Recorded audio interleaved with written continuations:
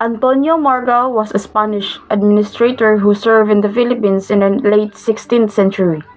He was born in Seville in 1559 and began working for the government in 1580. In 1593, he served as the lieutenant governor, second most powerful position in the colony of the Philippines, and then as a judge of the Audiencia in 1598.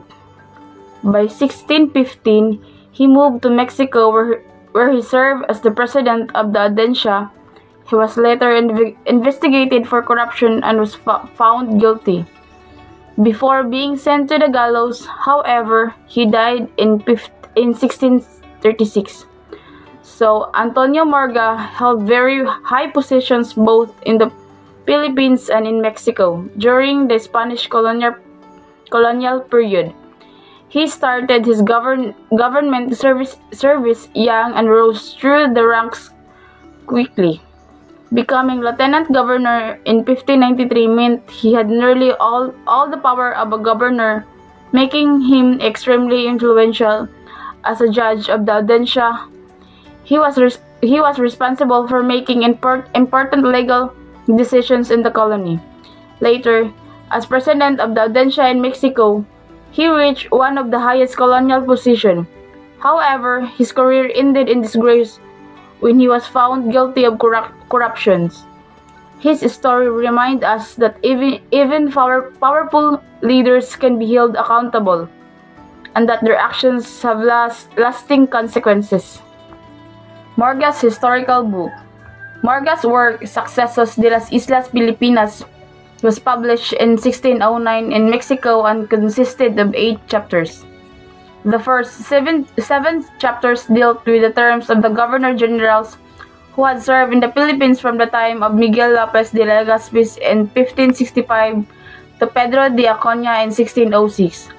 The last chapters, titled An Account of the Philippine Islands, provided ample descriptions of early Filipinos upon the arrival of the Spaniards in the 16th century. So this book is considered one of the earliest historical records about the Philippines from a Spaniard point of view. It was unique because it didn't just focus on a Spanish leader, but also gave description of early Filipino society. The first 7 chapters give us insight into how the Spanish governed the islands and the challenges they faced. But the last chapter stands out the most, because Morga took time to write about the customs, behaviors, and daily lives of Filipinos before they were influenced by European colonization. While at British Museum in late 1889, Rizal found a copy of the first edition of Antonio Morga's Sucesos de las Islas Filipinas and began copying the text by hand. He annotated the work along the way with the intention of creating a critical work on the history of the Philippines. Despite hopes on getting the work published through the help of Antonio Regidor, Rizal ended up with no publisher when his annotation were done. So, in the late 1889 Rizal was doing research sa British Museum sa London. Dito niya nakita ang original copy sa Sucesos de las Islas Filipinas nga gisulat ni Antonio Morga. So kad pa ni gi-publish sa 1609, wala pa gyud ni gi-print. Gi-reprint mao nga para ni Rizal grabe ka importante ni nga libro para sa kasaysayan sa Pilipinas. Tungod kay wala pa man tay scanner or photocopy sa una, gikopya gid ni Rizal ang tibok nga libro gamit iyang kamot. Just imagine, pila ka adlaw og gabi ang gigahin para mahuman. So, samtang nagkopya siya, nagbutang siya og mga annotation, mga notes para i-correct ang mga sayop o bias nga gisulat sa mga Spaniards. So, kay kadaghanan sa mga Spanish writers sa una, ilang ginasultis nga Filipinos were barbaric, ignorant, and uncivilized. Pero para ni Rizal, sayot kayo na para niya, Filipinos already had their own identity, culture, and system of living before the before the Spaniards arrived.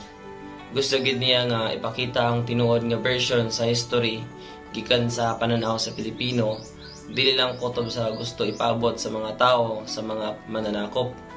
So nangayo siya og tabang ni Antonio Regidor, kauban niya sa propaganda movement para mangita og publisher, pero wala gid ni dawat. Basin tungod kay bold og kontra sa colonial narrative ang sulod sa libro.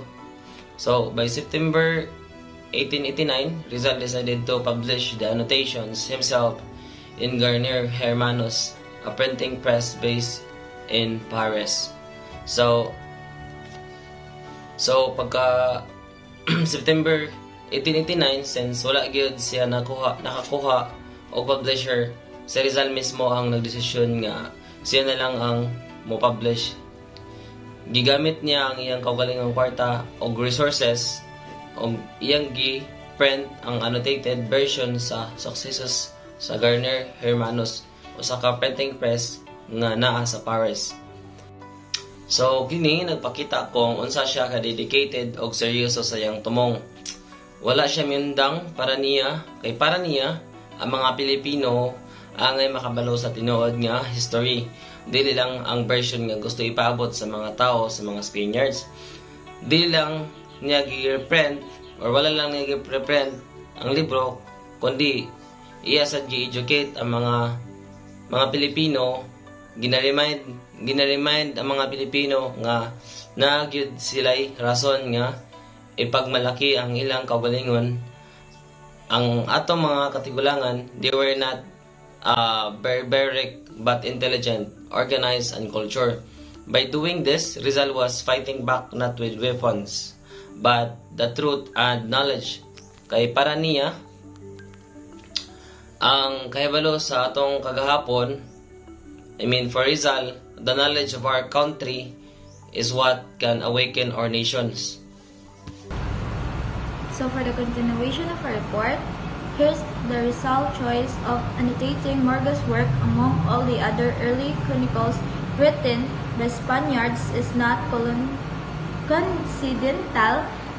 Historian Abet Ocampo provides 5 reasons behind Rizal's choice.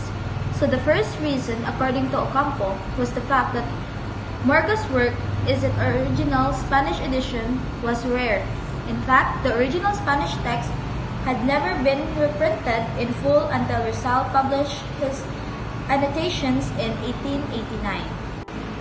So the second reason, unlike other early Spanish chronicles written by the ecclesiastics, Morgas was a civil administrator and therefore provided a circular view of historical events during the early Spanish colonial period.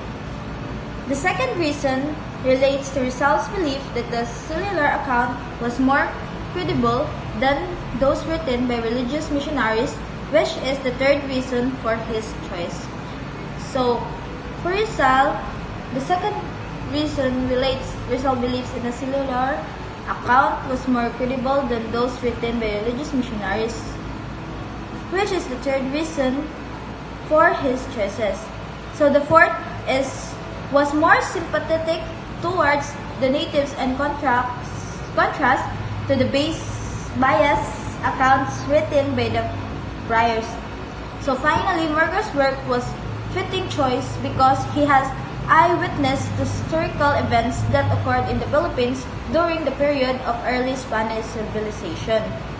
So, to add more about these 5 reasons why Rizal chose Morga's work is that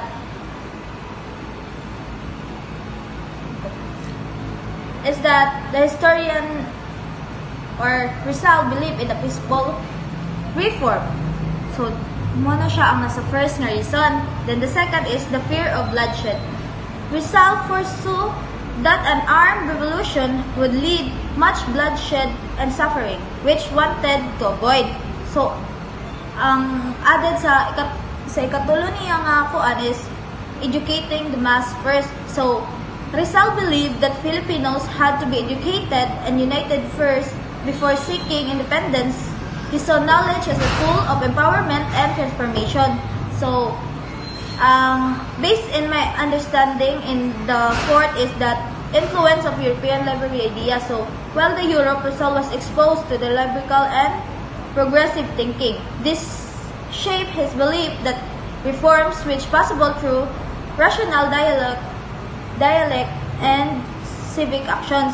So, the last ni ang based on Ocampo is that the 5 reason is the personal identity and mission. So, Rizal saw himself as a writer, teacher, and a moral guide rather than a warrior. He believed his mission was to awaken the minds of Filipinos through his pen, not through the sword. So, which the publication of his annotations to Successus, Rizal presented an outline of a linear conception of history, while Noli Me Tangere dealt with the 19th century or Rizal present.